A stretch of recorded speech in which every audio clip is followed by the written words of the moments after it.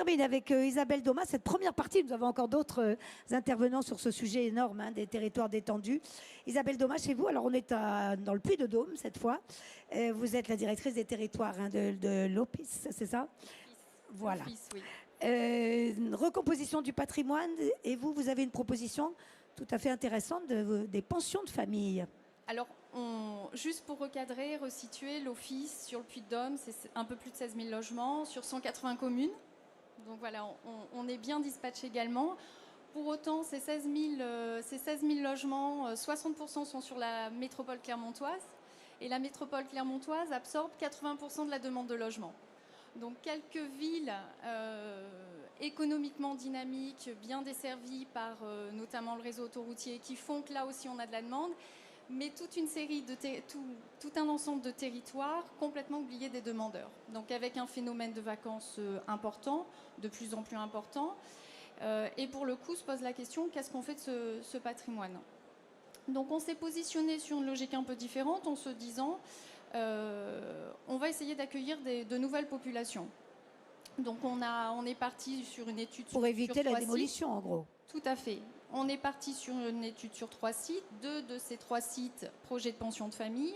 Et un site, on est sur un vaste projet de restructuration, résidentialisation et accueil ou structuration de l'accueil de familles migrantes avec un CADA et d'alternants avec notre partenaire Corum Saint-Jean. Quand on a réfléchi sur ces thématiques, on s'est d'abord dit qu'on allait avoir des problématiques sociologiques, des freins sociologiques. Donc on s'est fait accompagner par Réciprocité et Medilakeal. Le but était de pouvoir identifier quels pouvaient être ces freins au niveau des différents partenaires, les collectivités, les habitants bien sûr, les riverains, les partenaires déjà en place ou les partenariats qu'on pouvait mettre en place ultérieurement. Alors c'est vrai que les mairies sont plutôt extrêmement positives vis-à-vis de ce type de projet parce que c'est des communes qui sont en pleine décroissance économique. Plus près.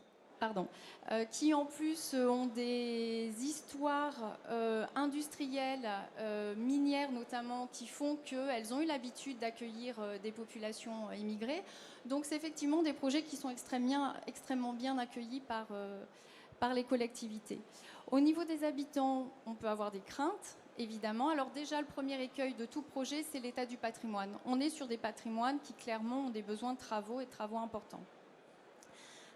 Une fois passé cet écueil-là, quand on travaille avec eux sur le fait de dire on va d'abord faire des travaux, mais on veut créer autre chose sur vos sites, là pour le coup, les envies ressortent. Là pour le coup, on retrouve le besoin fort de créer du lien, le besoin d'accéder à de nouveaux services, le besoin de s'ouvrir sur le quartier.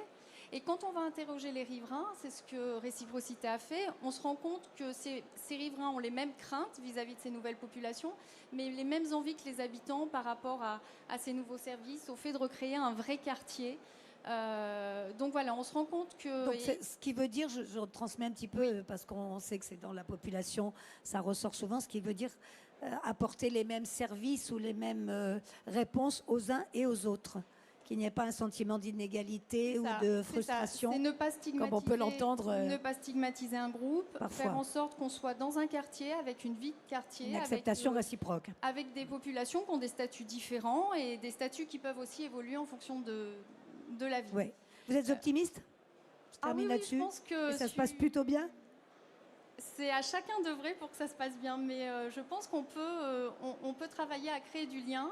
En écoutant et en s'écoutant les uns les autres, oui, je pense qu'on peut arriver à des choses intéressantes.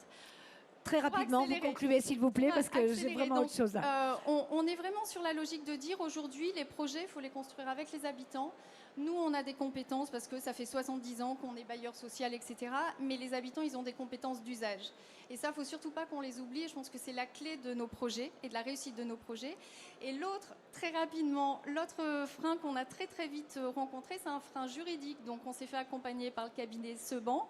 Églantine Ange-Albert. En fait, on s'est rendu compte que les projets de réutilisation du patrimoine...